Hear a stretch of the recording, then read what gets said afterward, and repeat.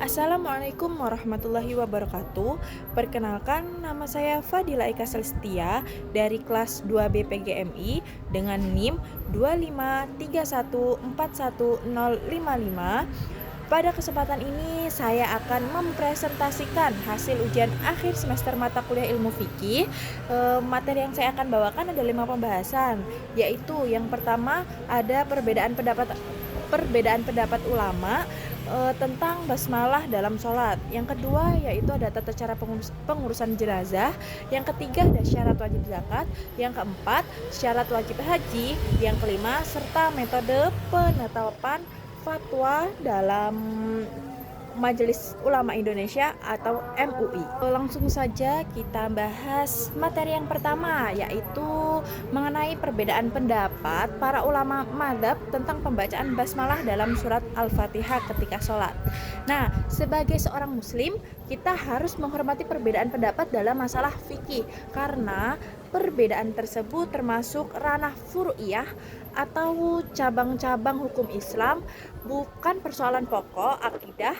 Oleh sebab itu, perbedaan pendapat tidak boleh menjadi alasan untuk saling menyalah. Mazhab Syafi'i juga berpendapat bahwa basmalah merupakan bagian dari surah Al-Fatihah, karena basmalah wajib dibaca ketika kita memulai Al-Fatihah dalam sholat, bahkan pada sholat jahriyah seperti sholat subuh, maghrib, dan isya.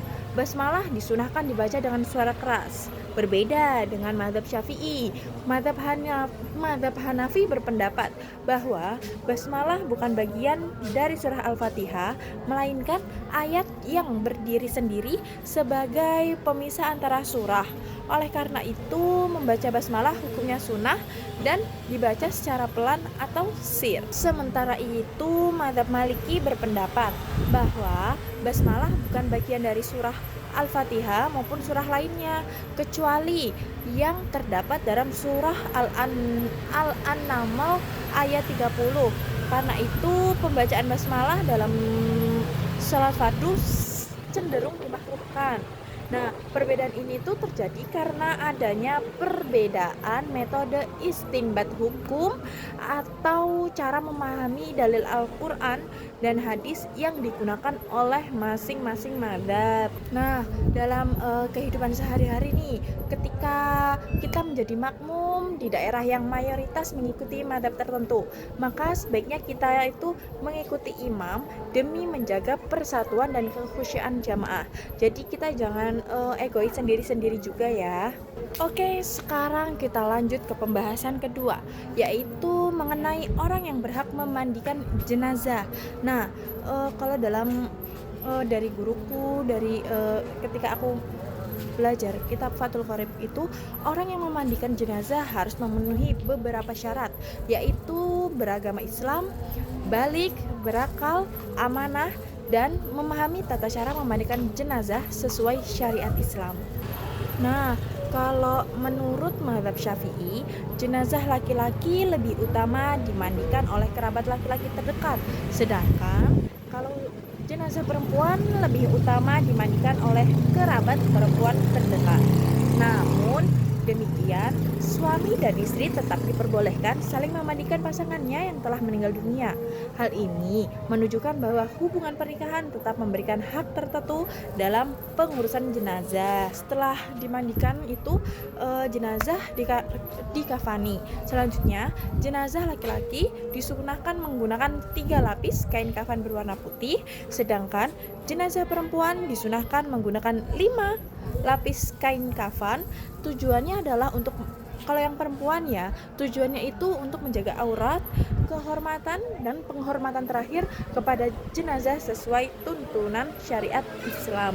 Nah, oke, selanjutnya yaitu pembahasan ketiga. Pembahasan ketiga adalah mengenai syarat harta yang wajib dikenai zakat. Syarat pertama yaitu adalah al-mikah atau at-tamah atau kepemilikan penuh. Artinya, harta tersebut benar-benar berada dalam pengawasan pemiliknya dan dapat dimanfaatkan secara bebas. Harta yang masih disengketakan atau belum dimiliki secara sah tidak wajib dizakati. Nah, syarat yang kedua adalah an-nama atau berkembang. Maksudnya, harta tersebut memiliki potensi untuk bertambah atau menghasilkan keuntungan. Contohnya adalah modal usaha, tabungan, investasi, emas, perak, dan barang dagangan. Syarat ketiga adalah mencapai nisab. Nisab merupakan batas minimal jumlah harta yang menyebabkan seseorang wajib membayar zakat. Sebagai contoh, nisab zakat emas setara dengan 85 gram emas. Jika jumlah harta belum mencapai nisab, maka zakat belum diwajibkan. Selanjutnya yaitu syarat keempat. Syarat keempat adalah haul, yaitu masa kepemilikan selama 1 tahun hijriah penuh setelah mencapai nisab. Ketentuan ini berlaku untuk zakat mal seperti emas, perak, tabungan, dan perdagangan. Keempat syarat tersebut menunjukkan bahwa zakat hanya diwajibkan kepada orang yang benar-benar memiliki kemampuan ekonomi, sehingga tidak memberatkan masyarakat yang belum mampu.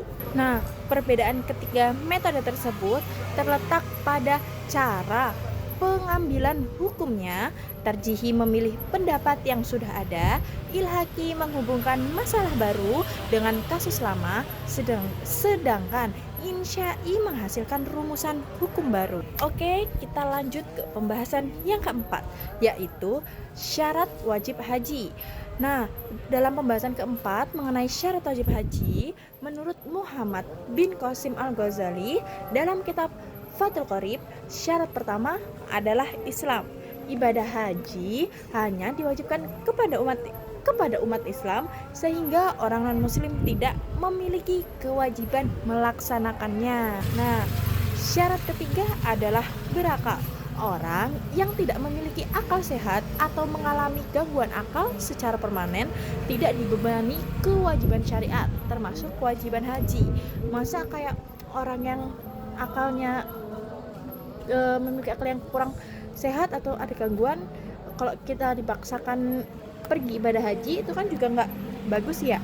Jadi itu tidak dibebani kewajiban syariat. Nah, selanjutnya syarat keempatnya adalah merdeka. Dalam pembahasan fikih klasik, budak tidak diwajibkan berhaji karena tidak memiliki kebebasan penuh atas dirinya maupun hartanya. Walaupun pada zaman sekarang budak sudah tidak ada lagi. Nah, yang syarat kelima adalah mampu atau istitha'ah. Kemampuan yang dimaksud bukan hanya kemampuan finansial, tetapi juga kesehatan fisik, kemampuan perjalanan, tersedianya sarana transportasi, serta adanya biaya yang cukup untuk keluarga yang ditinggalkan selama menunaikan ibadah haji. Apabila seseorang belum memenuhi syarat kemampuan tersebut, maka kewajibannya haji belum berlaku baginya. Oke, kita sudah sampai di pembahasan terakhir, yaitu tentang mengenai metode penetapan fatwa oleh Majelis Ulama Indonesia atau MUI. Dalam menghadapi persoalan-persoalan kontemporer, Komisi Fatwa MUI menggunakan ijtihad jama'i atau ijtihad kolektif. Terdapat 3 metode yang digunakan. Nah, metode apa aja ya? Metode pertama adalah metode tarjihi, yaitu memilih pendapat ulama yang dianggap paling kuat dari berbagai pendapat yang sudah ada. Metode kedua adalah ilhaqi, yaitu menyamakan hukum suatu masalah baru dengan masalah lama yang sudah memiliki ketentuan hukum karena terdapat kesamaan ilat atau alasan hukumnya. Nah, metode ketiga adalah metode ijtihad insya'i, yaitu menetapkan hukum terhadap persoalan yang benar-benar baru dan belum pernah dibahas oleh ulama terdahulu. Dalam metode ini, hukum digali langsung dari Al-Quran, hadis, dan kaidah usul fikih.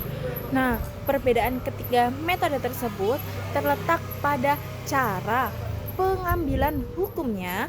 Tarjihi memilih pendapat yang sudah ada, ilhaki menghubungkan masalah baru dengan kasus lama, sedangkan insya'i menghasilkan rumusan hukum baru. Dalam sistem hukum Indonesia, fatwa MUI bersifat ghairu ilzam atau tidak mengikuti secara hukum negara. Hal ini karena MUI bukan lembaga pembentuk peraturan perundang-undangan. Meskipun demikian, fatwa MUI tetap memiliki pengaruh yang besar karena dijadikan pedoman oleh banyak umat Islam dalam menjalankan kehidupan beragama. Oke, demikian pemaparan saya mengenai hasil ujian akhir semester mata kuliah ilmu fikih. Dari pembahasan ini dapat disimpulkan bahwa ilmu fikih memberikan pedoman dalam berbagai aspek kehidupan, mulai dari ibadah, pengurusan jenazah, zakat haji, hingga penetapan hukum terhadap persoalan-persoalan kontemporer. Terima kasih atas perhatian yang diberikan. Cukup sekian dari saya. Billahi taufiq wal hidayah. Wassalamualaikum warahmatullahi wabarakatuh.